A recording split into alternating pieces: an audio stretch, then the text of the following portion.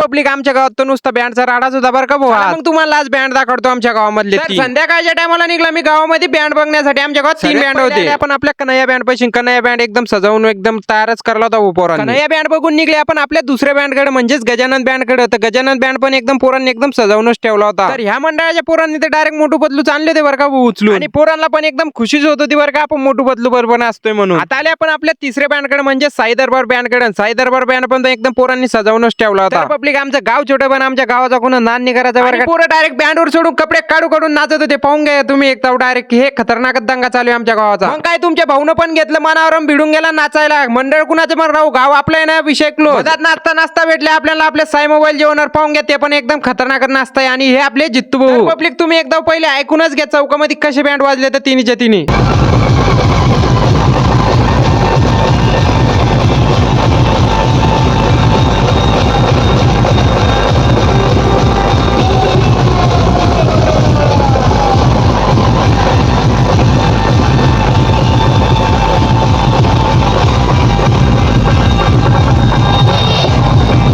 मग आजच्यासाठी एवढंच. भेटू पुढच्या ब्लॉग मध्ये. करून घ्या पटकन फॉलो. 2000 फॉलोअर झाले आपले.